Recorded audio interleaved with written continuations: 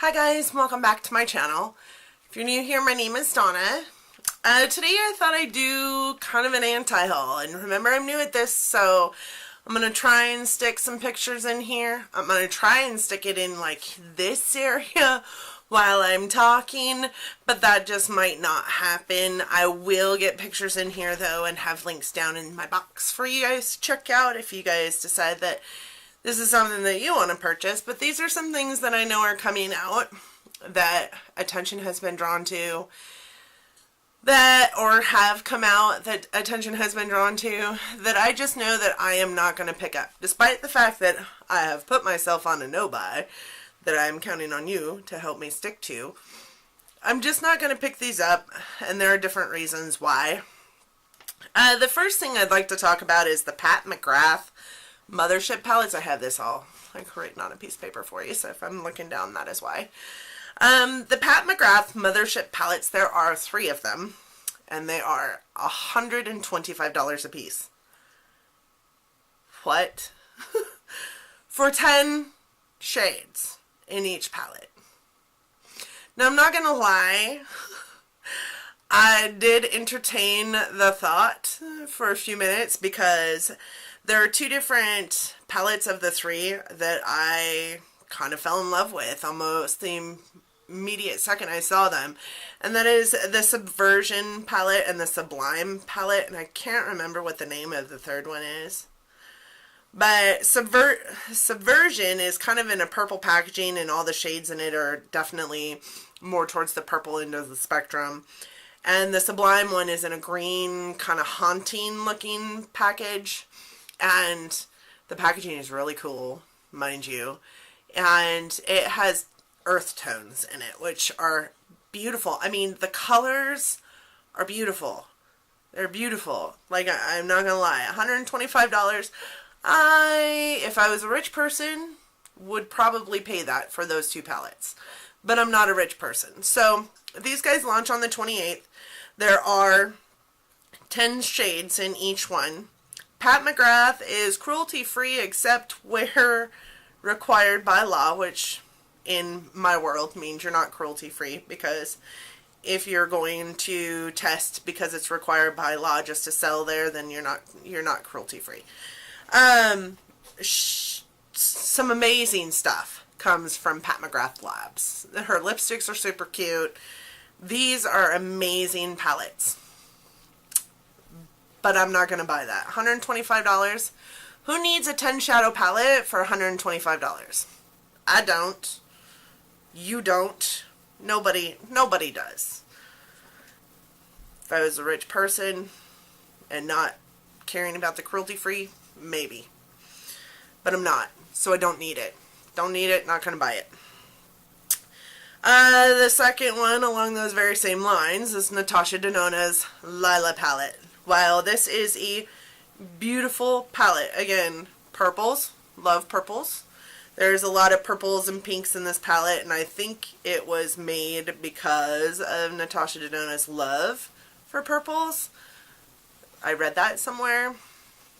I'm pretty sure that that's why it was made.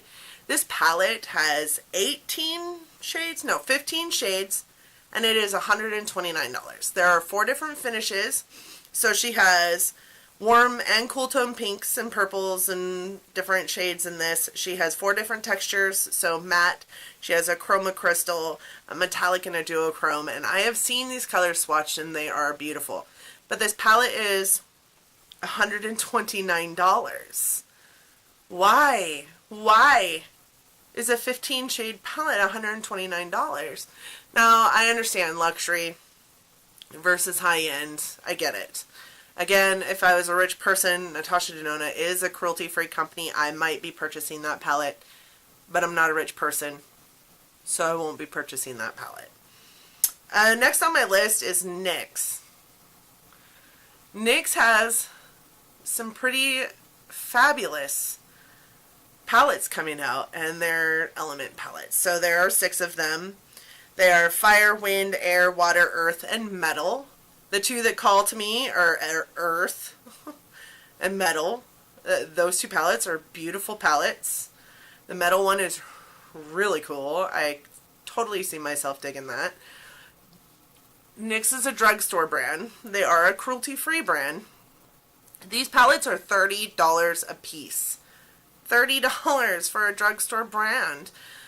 Like, I understand NYX doing like $20. A lot of their palettes are pretty up there in price for a drugstore. They kind of run right along the same lines as, well, they're one of the higher end drugstore brands, right? So kind of like IPSY or what's another one that kind of runs along those same thought processes? I don't know. What I do know is this. You can pick up a really amazing e.l.f. palette for like $10 and it's got like 12 shades in it or 10 shades in it. That's $1 a shade. These have 12 colors in them, I think. I'm pretty sure it's 12. It might be 15. But, and it's, I think it's 12. And really when you think about per pan, $30 is not a bad price, but NYX, you're a drugstore brand. You're supposed to be more inexpensive than that. You're supposed to be the brand that people go to when they can't afford things like Too Faced. And yet here we are selling a palette that has less colors in it than a Too Faced palette for almost the same price as a Too Faced palette. I just don't see me purchasing any of those. I won't be picking them up. They are drugs. Two of them look the exact same. Okay, not the exact same, but the same. So the Wind and the Water palette, both of them are blues and whites and blacks. Why? Why do we have two palettes with the same color scheme? I just don't get it. So I won't be picking those up. I don't need them. I have all those very same colors in every other palette I own, and $30 is just too much for me for a drugstore palette. Huda, I think it's called Huda Beauty. They have put out a Desert Dusk palette, and it is $65. I'm not gonna lie, this palette is one that I was seriously contemplating before I put myself on a no-buy. It is a cruelty-free company, I think. From everything I can find, it's a cruelty-free company. I've seen amazing things come out of this palette in the YouTube world, but I've also seen pretty horrible things come out of this palette, kind of like the subculture thing, you know. This is amazing. This is crap. I've seen it on both ends of the spectrum from this. It is available now. It is $65. There are 18 shades in it and 3 different textures. There's a 3D metal, which I'm not even sure what that means. A chromatic pressed pearl texture and a matte texture. It's full of reds and golds, and it's a really, really beautiful palette. But I don't need it, and I'm not going to buy it. And I don't think you need it or you should buy it, because you can get those same colors in the $30 NYX palettes that I also said I was not going to buy. But like, there's this give and take with this stuff, right? Like, you have this $65 palette that you really want to purchase, or this $129 Natasha Denona palette that you really want. There is probably a cheaper version, a more inexpensive version of that palette out there that is similar. So I'm not going to buy Huda Beauty's Desert Dusk palette for $65. I'm definitely not doing that.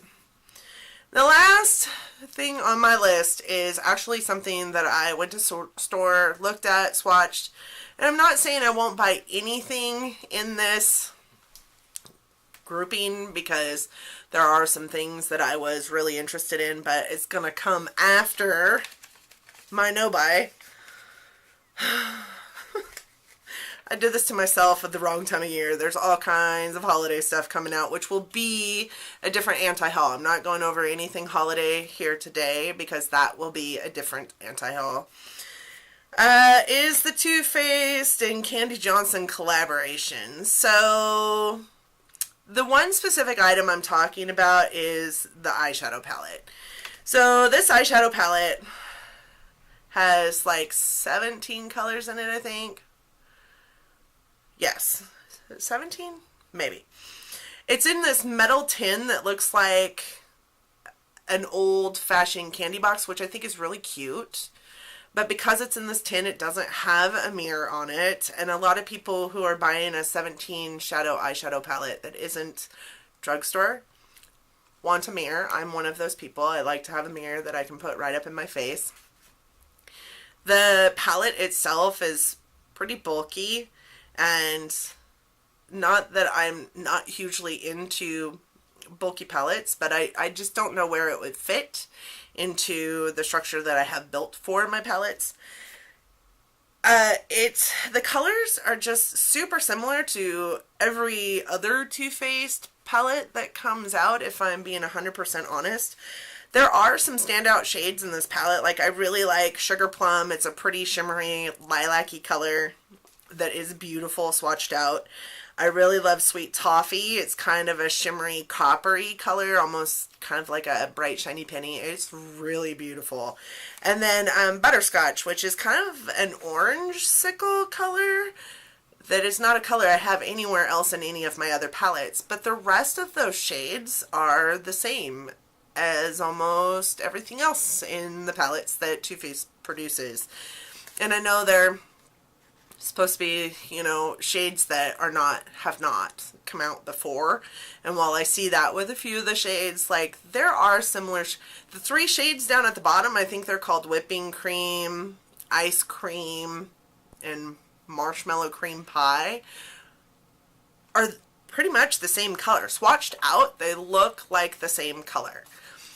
That's just swatches. I didn't put them on my eyes. I did go to the store and swatch these out and decide from that point that I wasn't purchasing that palette.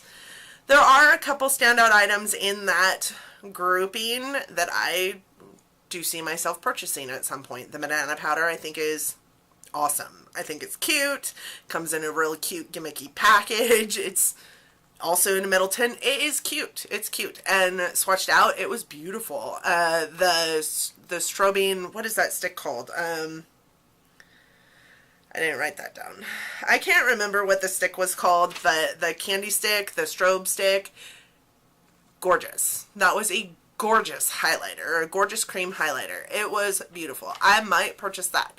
But that eyeshadow palette, I've got shadows just like it in my other Too Faced palettes, or even similar in my Tarte palettes, and I just don't see myself needing that palette for the three shades that I found to be standout shades in that palette. So that's it for my anti-haul. The pictures that I do put in here, I will post also who I got those pictures from. I did take all the pictures from online and create an image that I can put into this video. I will give credit where credit is due and make sure that those people also get credit in the information that I post down in my drop down.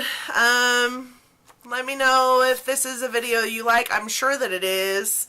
Kimberly Clark is the first person I ever watched do these, and she is amazing. So I will link her anti-haul videos down at the bottom. She always has really great content. I love Kimberly Clark. She's amazing. I've also seen a lot of the other YouTubers that I watch do these, and I think that they're an amazing idea. Anti-consumerism, right? Let's make sure that we're not just purchasing to purchase, and that's part of the reason why I put myself on a no buy. I just can't be purchasing to purchase, and neither should you. Can't just be purchasing because I think, oh my gosh, I don't want to be without, and neither should you.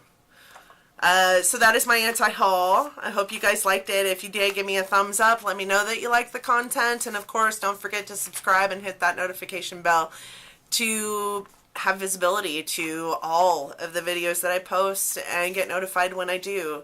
Right now, I'm posting every single day. So I hope that you enjoy me. I enjoy you. Thanks so much for joining me and watching my video. I appreciate you so much. Until tomorrow, bye.